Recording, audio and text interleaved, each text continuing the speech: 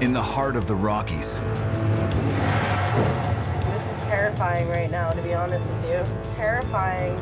Smashed tracks. This isn't good. We got a huge potential derailment. And century-old bridges. If you're afraid of heights, this is not the job for you. Challenge crews as they haul a crucial 16,500-ton payload of coal across the mountains. There's the black stuff we haul. You're not going to survive at those speeds and with that weight. Hang on to your hat.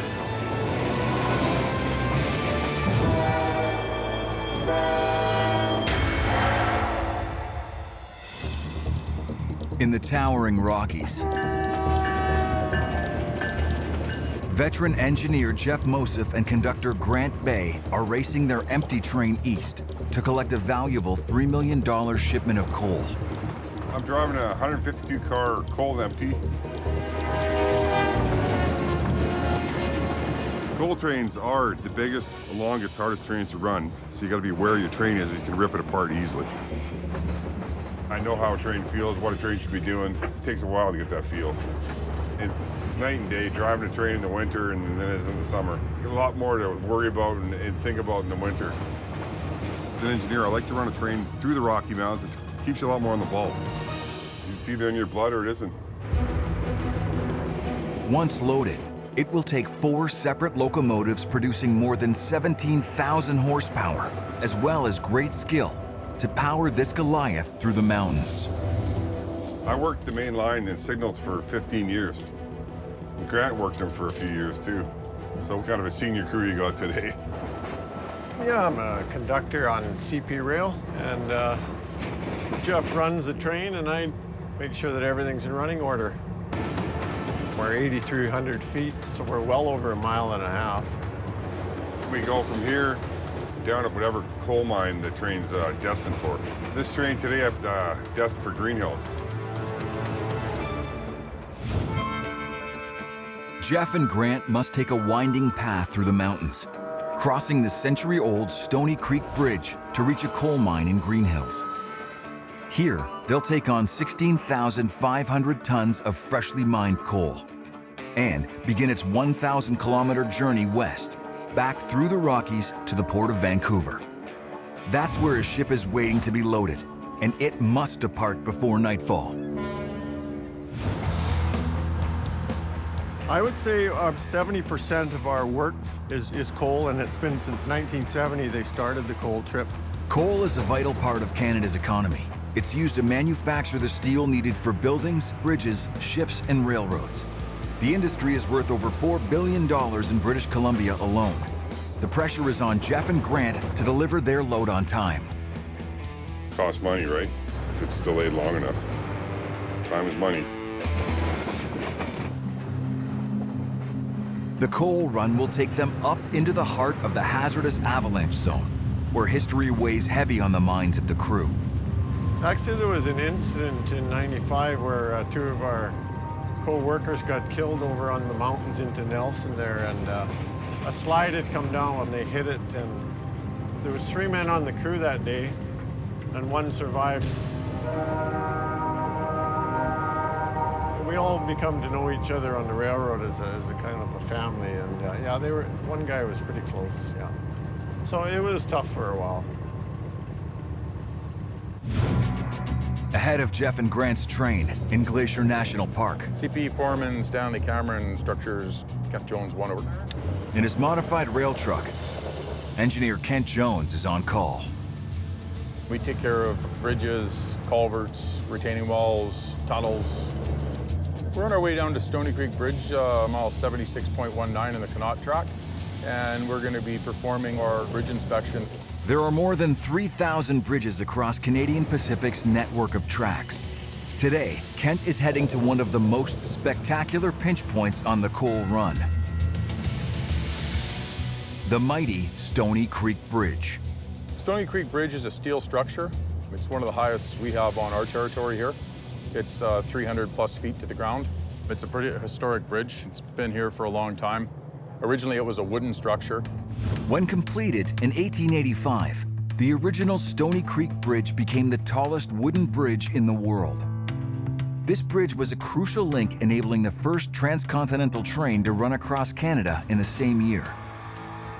The bridge was rebuilt from steel in 1893 to increase its resilience to heavier and longer trains carrying lumber and coal. For over a century, the bridge has been an integral part of the route through the Rocky Mountains. To reach the bridge, Take a look at that. Jeff and Grant must first guide their coal train through the Selkirk Mountains that are currently buried in snow. Our job just involves making sure the track is secure for trains to go across country. Trains can't run safely if there's more than 10 centimeters of snow on the tracks. So 31-year-old assistant machine operator Amanda Simak and production manager Kevin Thompson are working hard to clear the way. It's a big deal when things go down and every minute counts.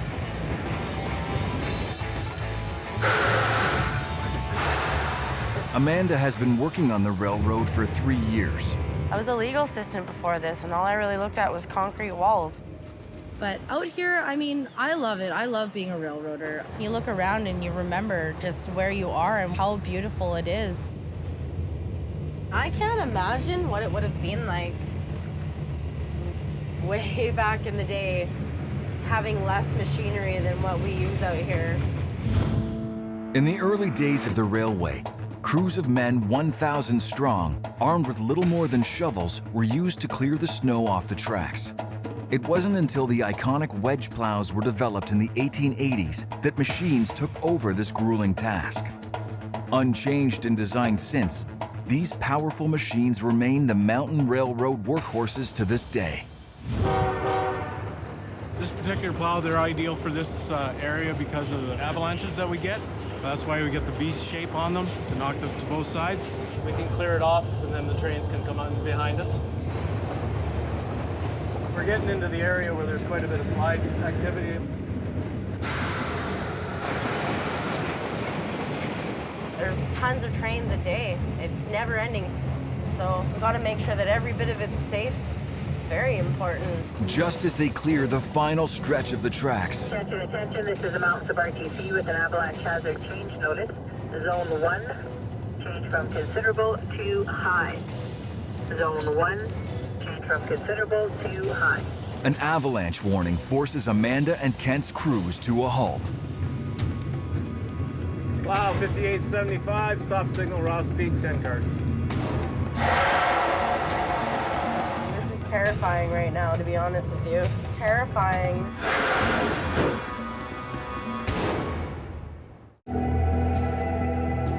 In Glacier National Park, We'll have to wait and see if anything comes down, then we can travel. an avalanche warning has brought work crews to a complete standstill. Foreman Kent Jones stopped on the main track. Kent Jones is trying to reach Stony Creek Bridge to carry out a crucial inspection. All it takes is the schedule to change a little bit, and your track time, either gain it or you lose it. CP Foreman Stanley Cameron, okay. Main track clear. Let's go 10:30, 1 knot, 3 knot. Oh, not much time. Over. Hour and a half. The minor avalanche didn't reach the rail, but the 30-minute wait has messed up Kent's schedule. Higher up in the mountains, Amanda and Kevin also get the go-ahead. Everything's clear, nothing hit the track today. So we'll move on. Their 1920 snowplow has cleared the path for the coal train. Let's get out of here. I mean, look at this. I get paid to see this. Pretty sweet to be Canadian, I'll tell you that much. At Stony Creek Bridge, You got her. Yeah, now down. Yeah, exactly. Perfect. If you're afraid of heights, this is not the job for you. Kent is working with Bridge Inspector Bill Buss to maneuver the railway's custom-built inspection vehicle into position. This machine costs more than $500,000 and is equipped with a hydraulic arm that can lift engineers 15 meters out over the edge and underneath high bridges and viaducts.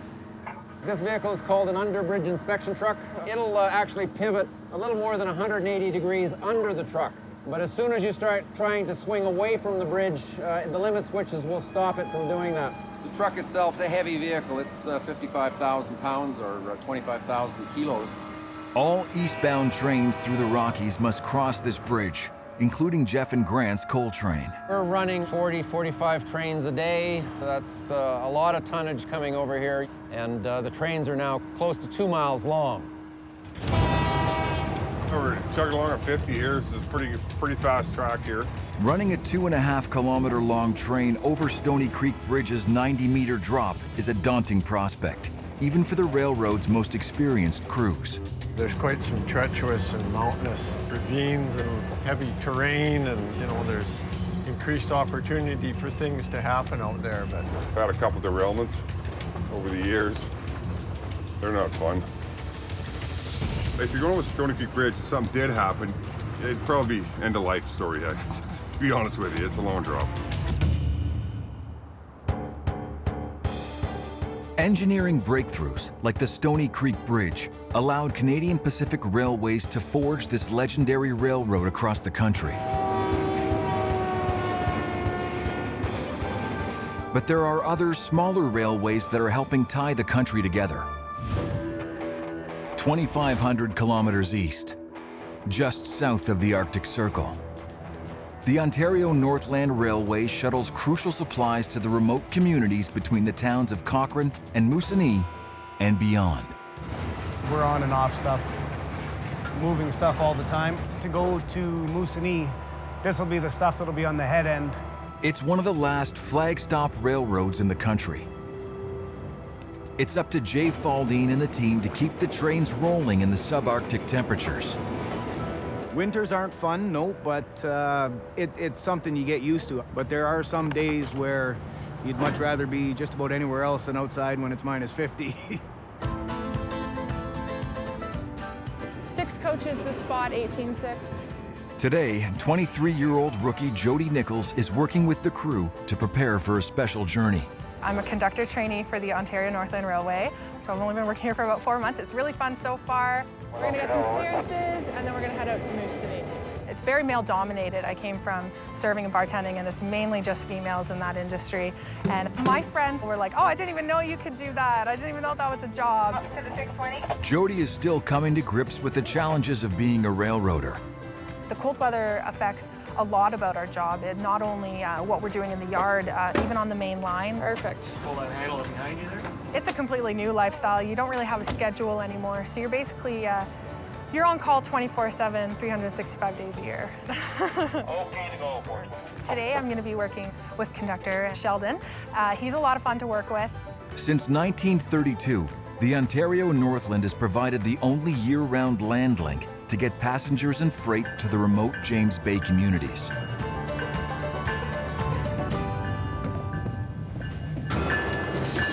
Today we got just a special train. It's a little out of the ordinary for us to run a Saturday to Moosonee, but it's a hockey tournament for the First Nations down in Mississauga, so it's a little different, but it'll be a fun day. Sheldon and Jody need to run the Polar Bear Express 300 kilometers north, through plummeting temperatures, to pick up the group of children waiting at the end of the line in Moosonee. Then transport them back down to Cochrane in time to get to their tournament. Without the special train today, a lot of the coastal communities wouldn't be able to make it. I think about 200 kids and their families are gonna go down. So we're gonna be there around 11:30 this morning. Canada is associated with hockey. I mean, that's why we win all the time. Sometimes you learn to skate before you learn to walk here. North, near the end of the line, hockey coach and dad Jeff Moore wraps up practice before the team catches the train south. We're preparing for a large all-Aboriginal tournament in Mississauga for a week full of hockey. There you go. During the winter seasons, there's not a whole lot for our Aboriginal children to do up here in the north, so hockey, yeah, is a very huge part of our lives. Here we go, Mississauga! Woo! At the Stony Creek Bridge in BC, There, Kent? That's good there, Vern. Kent and Bill are racing to carry out their inspection and get off the tracks so that the coal train can pass through. Okay, hold it, hold it. You're clear of the walkway now. They're hunting for any signs of metal fatigue or loose bolts that could compromise the structure's ability to support heavy trains. Good got a 15-foot extension there that he's just lowering in right now, but we're looking at being able to pretty much wrap right around this bridge. Really, it's the only way we get to inspect the underside of our bridges nowadays. Generally, you get used to heights. I was a little nervous the first year I came out here 25, 30 years ago. Now it's second nature. You don't even think about it.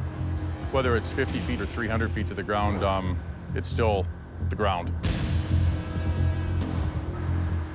Looking for cracks, missing bolts, anything that shouldn't be there, bleeding rivets.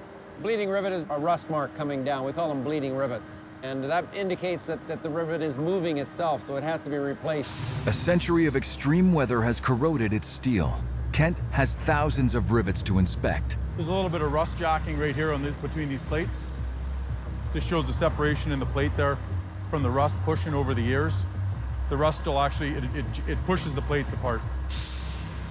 It just depends on how fast it starts to rust jack. If there's a whole bunch in an area, then obviously we have an issue that we have to address immediately. The steel is corroding in one spot. If this came to the point where it was cracked or broken, you'd break the rivets off here and you would change that out and put a new piece of steel in there. We'll go back up to the deck there. I'm satisfied that I've seen everything I need to see today. With the rust limited to just one area, Kent decides that the bridge can stay open. This bridge is over 100 years old and it stood the test of time. It will probably be here long after I'm gone. But they'll need to keep a close eye on it. Watch a couple trains go over it from down below and up top, see what's happening with the deck and see how things are reacting and moving.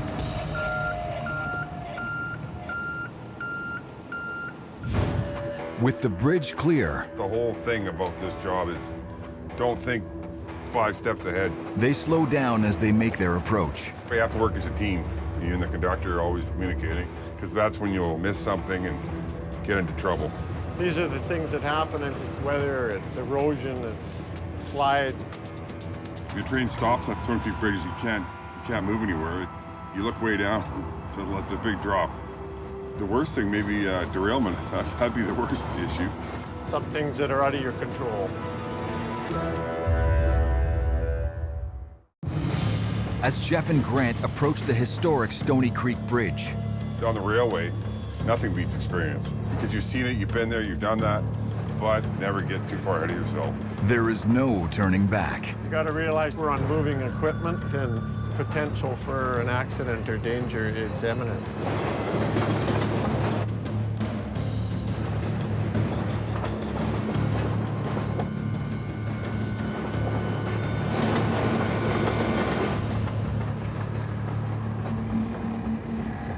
Trust in the structures that you go over and you trust in the rail that the foreman have fixed. But I mean, that's part of the job. Further down the line, Are you coming out here? Yeah, why, what's up? Roadmaster Chad Deschamps is taking his first call of the day on his stretch of line outside Revelstoke. Have you seen this frog at the west end of Greeley? I haven't seen it, no. I think we're going to need to maybe stop trains here. The whole point area is going to crack right through one side, across the top and back down the other. Sakes. You come and have a look then, we'll see what you think. I'll be there in 5. Okay, Chad. Okay, 5 for Good, now. thanks. Bye. A special section of track called a frog is damaged. I got a frog. He's saying it's cracked out really, really bad. So we might have to change the frog out. A frog is a rail component that allows a train to switch onto another set of tracks. Engineers cast this component from a super hardened stretch of manganese steel to withstand the weight of the millions of tons of rail traffic that run over it each week. But cold weather can make the frog brittle. If the point breaks, it can force the train's wheels to take 2 different directions as they roll over it, potentially derailing a train.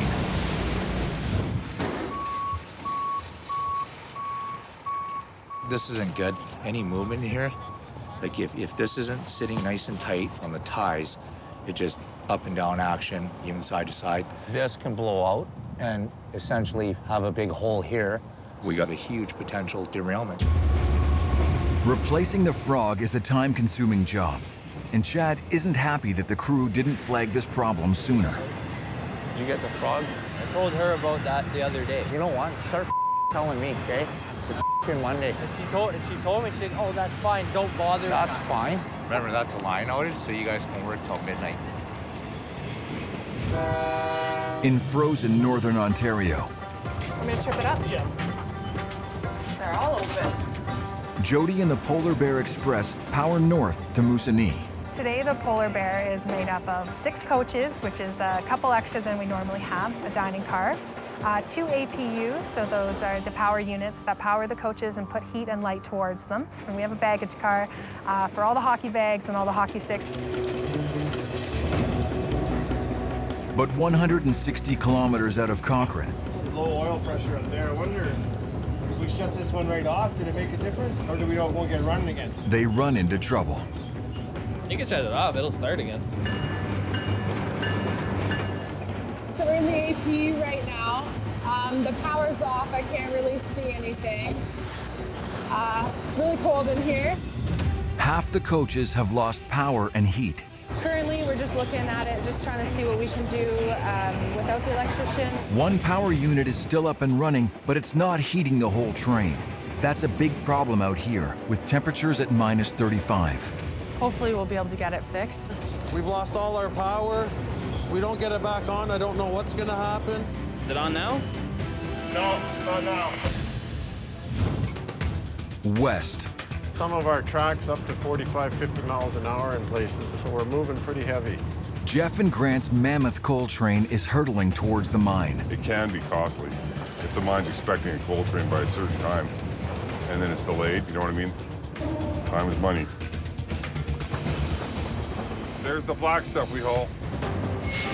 Green Hills Mine in East Kootenay has produced more than 130 million tons of steelmaking coal since 1983, with the CP Railway transporting it from the start of operations. Back then, it didn't have the technology to run all that many cars. Canadian Pacific was a pioneer in transporting coal by rail. In 1970, they introduced coal trains that could pull 88 steel rail cars. Back then, the trains could only haul 9,000 tons of coal. But by switching to lighter aluminum cars, both loads and profits grew. With the newer power and the newer cars, lighter cars, aluminum cars, we're able to transport quite a bit more coal. That's important as the coal industry employs more than 40,000 people across Canada. We bring the trains up to the entrance and the mines take over. It rests on the shoulders of Fred Plessy to load the train. We produce about 9,000 clean tons of coal every 12 hours, so it'd be about 18,000 a day. We now run the train through the silo and load it, so we're running the train and loading it at the same time. A remote control system guides the 152 empty cars through the loading plant. But just as the coal starts flowing, Tear scales aren't working on, Freddie. they hit a problem. Problem is the empty cars that come from the port are still full of some coal in the bottom, so we need to weigh that. And right now the scales aren't working, so we need to send the train back out and try to reweigh it. It's possible right now I'm gonna have to stop this train.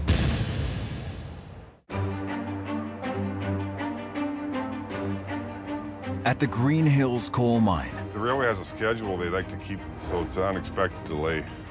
faulty scales threaten to hold up Grant and Jeff's train. Each car roughly, there's 152 empty coal cars, and each car roughly holds 100 ton of coal.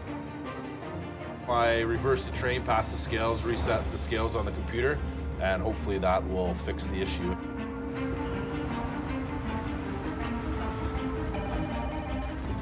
Hello. Okay, thanks. Talk to you later. Senior tech just gave me the green light to go ahead with loading of the train. All right, let's see some coal go in those cars.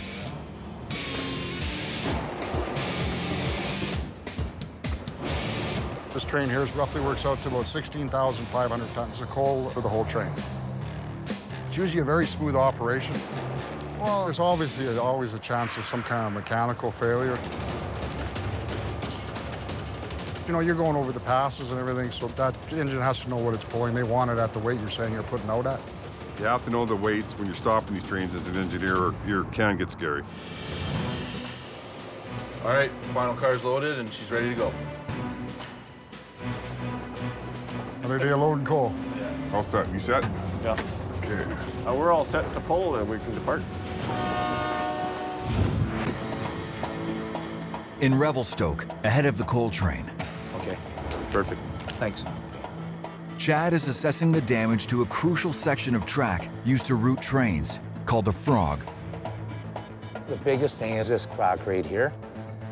Like, the welder could come here and cut this out and rebuild this whole point.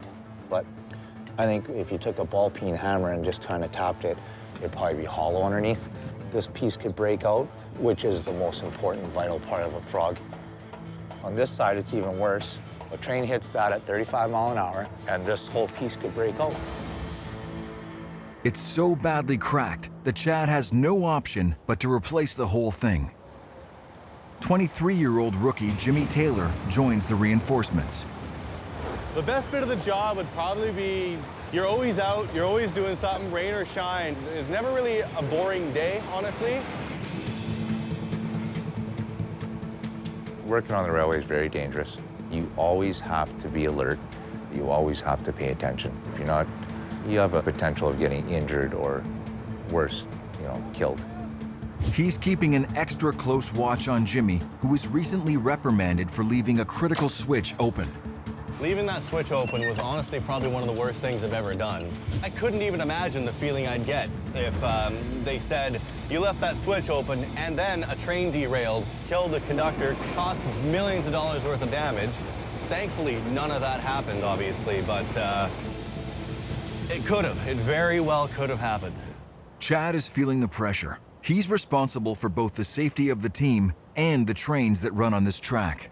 You run 25 trains today or something like that. 15 of them are 20,000 tons or more or something like that. And that's a lot of tonnage going over this frog.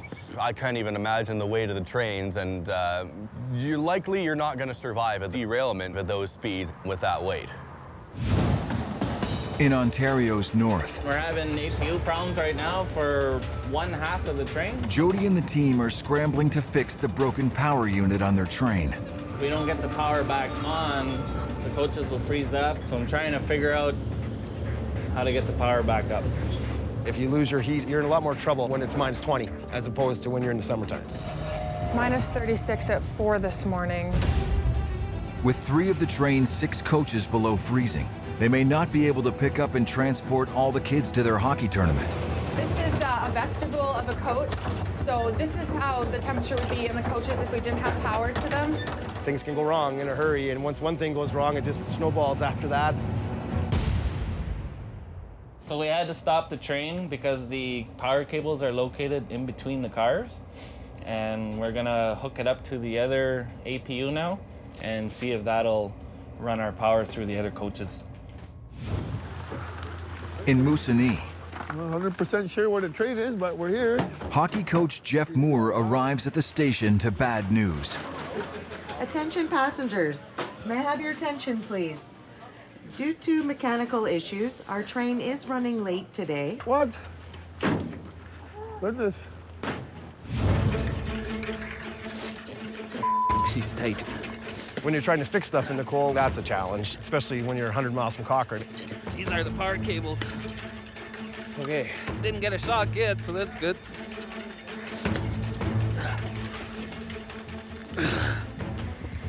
Holy. With the cables hooked up to the one working power unit, the big test. It should work. After we put the power back on to the coaches, it should power the whole train now. Did you guys take that loop out of the other APU in the coach? Okay. How we doing, William?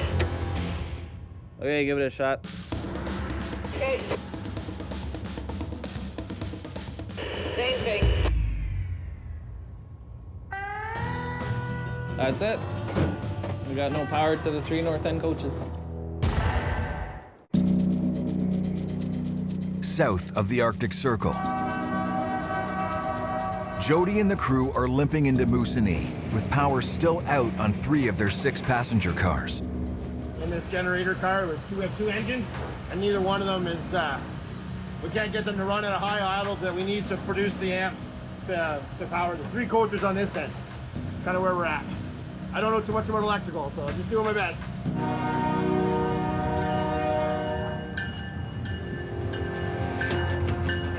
Yeah, there are a lot of kids.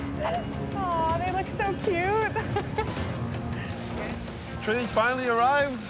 Everybody's a little impatient, but I think we're all relieved that it's here. There's so many people. Jordy squeezes all the kids into the heated coaches, while the crew scrambles to fix the power one last time. I don't know what we're gonna do. We'll give it one shot there. We're gonna try. So yeah, we're gonna unplug some cables between the coaches, and we're gonna try to power these coaches from the APU at the north end of the train. Power's off. Power's off. We're clear, and we got the cables done up. Throw the power on. Coming on. Power in there. Sounded like something come on in there. In there, yeah, we got power to the right here, nothing to... We have to turn on all those breakers again. And panel box there, number 4. Oh, there we go.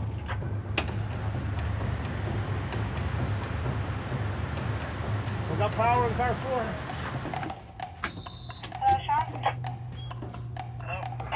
What's our engine number now? We're doing good. We got power in car 5. Okay, By the looks of thank it.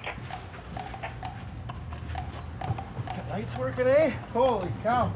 Sometimes when the train set gets moving, that'll trip something with the generator car too. So we're not out of the water yet. Okay, let's get this going here. If this fix holds, Sheldon may be able to heat and open the frozen coaches. You see these lights go off, I might just jump off and stay here for the weekend. In the Rockies, Every time we get on the track, we need a track occupancy permit, which is provided by the RTC, which is Rail Traffic Control. Chad needs to shut this stretch of line down to replace the damaged point called a frog. We're on a pretty tight schedule here, and if we can't get it done, it's his ass on the line, it's his job, he's in charge of the whole situation, basically. RTC seat form Jake Steams to Greeley, over. Go ahead. The frog's in bad condition. The frog is no ordinary piece of track. It takes Canadian Pacific engineers 2 days to forge and machine each point at a workshop in Winnipeg. We machine the switch point. Some are for frog rails, point rails. We do everything about the rails. Workers here forge up to 130 switches and frogs every month to help keep the railroad's 20,000 kilometers of track open. Okay, the most important part of this part is to machine this rail correctly. Otherwise, down the road, it might cause any number of accidents. Track points must bear massive weights, so workers use special impact explosives to compress the steel, making it even stronger. Right now, they're actually laying the explosive on the casting. It's an impact-sensitive explosive, so if you smack it with a hammer, there's a good chance it's going to go off. It's about a 28,000 feet per second explosive. It's a little less than C4, but it's still got a good bang to it. This controlled explosion creates just enough force to send a compressive shock wave through the steel without destroying it. The actual explosive itself actually compresses the steel probably about a 32nd of an inch, making it harder. We need that hardness in them for wear, so they last longer. Okay, we're live. That's it. Everybody out.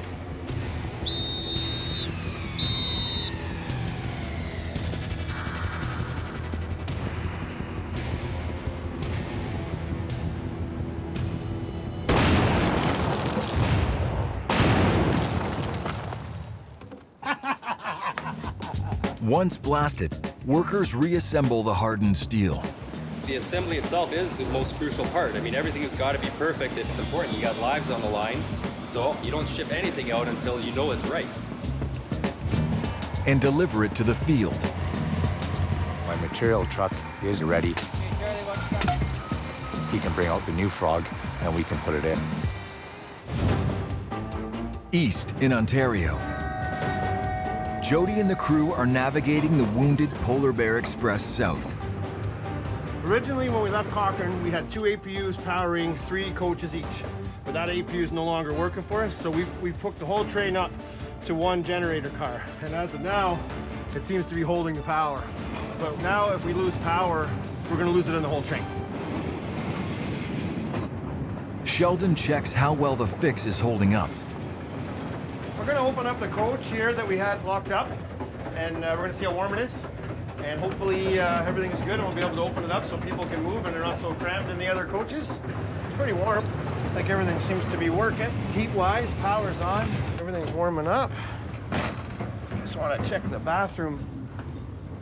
The toilets are froze, so I don't know if they're going to flush. Check out in here.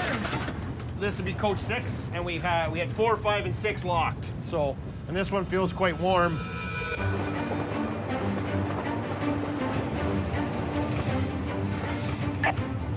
The coaches are warm. I don't know if the bathrooms are going to work, but we should be able to let some people in. Perfect. Thank you so much. We're just doing this just for a precautionary measure that no one tries to use it and realizes they can't halfway through. With having nothing happen in an hour, I don't want to say, yeah, you know, there's no wood to knock on, but hopefully we're out of the trouble and we're going to make it home.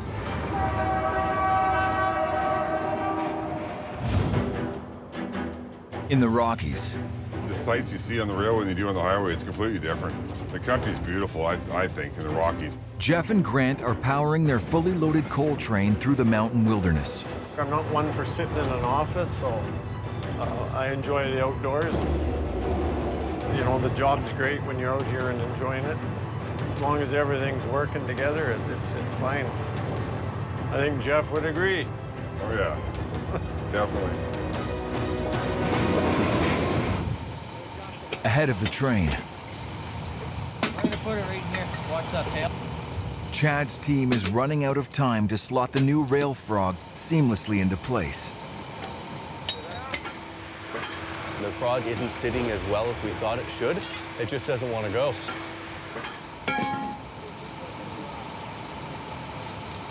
Right now, I believe we have trains stopping for us at the moment, which isn't a good idea. Days long from being over with. We got guys measuring, we got guys hitting things. Another one? Hit something enough and it'll work eventually. We just got to get it out of there.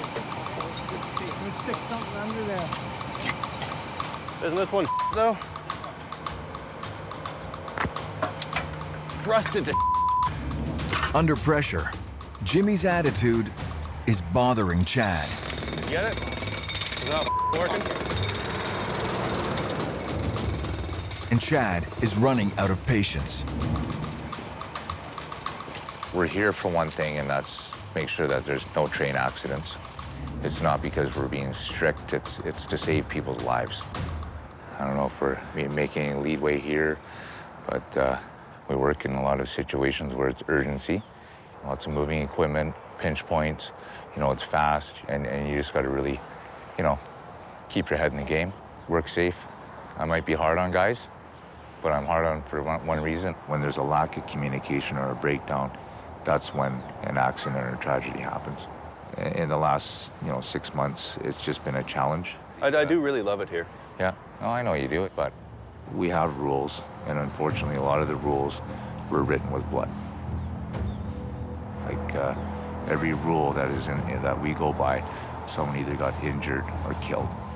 So that's why my goal here is to be injury-free and make sure everybody goes home every day safe. You know, I have a lot of young fellas working. They don't want to work safe, then they're not going to be welcome here.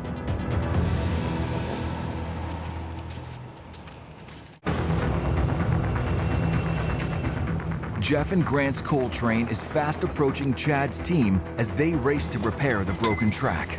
Yeah, I have been the victim of broken rail a few times. I've been the victim of derailments. I've seen it all. Derailments, broken rails happen. It's out of our control. Unfortunately, there is those incidents where there is accidents and people get killed. But I mean, our maintenance crews do the best they can, but it's just the potential of things happening.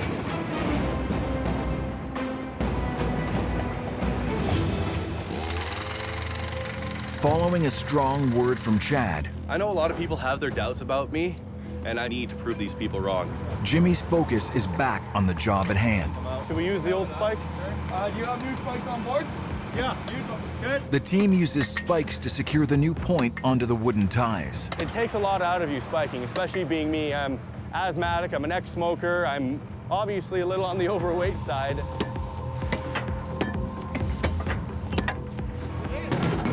We just finished the frog. It fits well. We gotta let a train come through. The traffic's gotta keep moving. Hang on to your hat. The team keeps a close eye on the repair as Jeff's coal train rolls through. It's job done, but Jimmy's future with Chad's Revelstoke crew is far from certain. It seems like Chad is under a lot of stress at all times. Frankly, I keep up, and I mean, no boss is gonna want that around.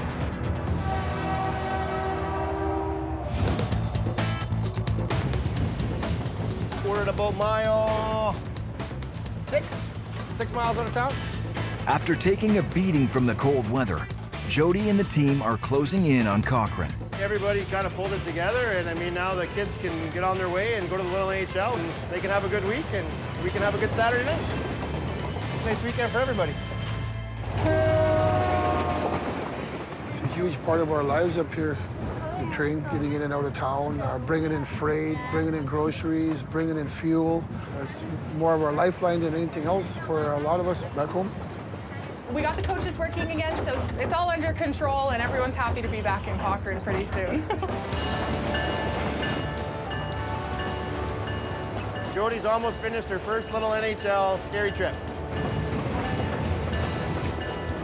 Jordy being a trainee, you know, was a good day for her to see the stuff that can go wrong, especially like on the road when nobody can help you. So she did great. She's doing fine. She's going to do really well. And you got through it. I told you, you get through this day, you get through everything. So we did it. Did I? All right, folks. Here we are. Welcome to Cochrane. Hope you enjoy your stay. Finally made it here, guys, after a good 5-hour ride. Nice little nap. We're all rested up. Yeah, should be a good one. Against all odds, the Polar Bear Express got Jeff's hockey team to Cochrane. That's it. Good work out there. Thanks. Have a good one. Yeah, you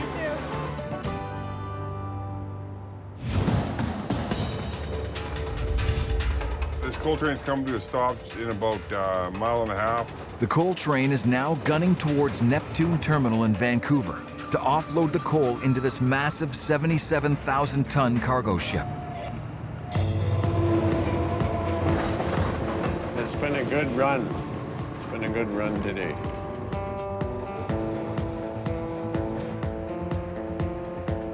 Our part's done for the day. Now we'll pass the train off to this new crew here. With a new crew, the coal train reaches its destination. Now it's down to the team at Neptune Terminal to complete the job. We want to get the cargo through our very small terminal and onto a vessel as quickly as possible. Operations manager Dave Foy uses this ingenious dumping machine to unload all 152 rail cars without taking the train apart. As the train moves through the dumper, special clamps lock each car onto the tracks and turn it upside down. The coal tips onto a conveyor belt that feeds it into the waiting ship. This extraordinary fast and efficient machine means that workers don't even have to unlock the rail cars. The dumper rotates them through the same axis as the train's connections. This system unloads one rail car every 90 seconds. That's 4,000 tons of coal every hour.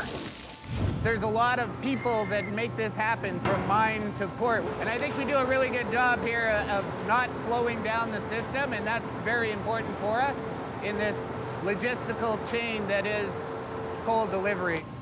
And the last car is in the pit. With all the coal unloaded, it's ready to be shipped. It's the end of the line. I mean, once it passes over those last few conveyors on those two ship loaders, that's it. We're not touching it anymore. So it's all about turning this one, getting the next vessel in, and keep the trains coming.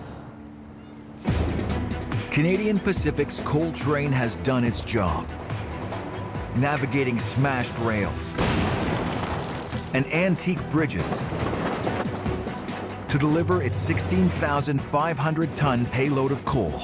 Its way cleared by the crews who battle brutal weather and terrain to ensure this crucial mountain railroad keeps on running. Next time, I gotta check the water level on that. Mother Nature pummels the Rockies. Quite a mess. These things can happen in the blink of an eye. And is Jimmy's time finally up? I've shown up late many times. I'm not putting up with it. I'm worried about you.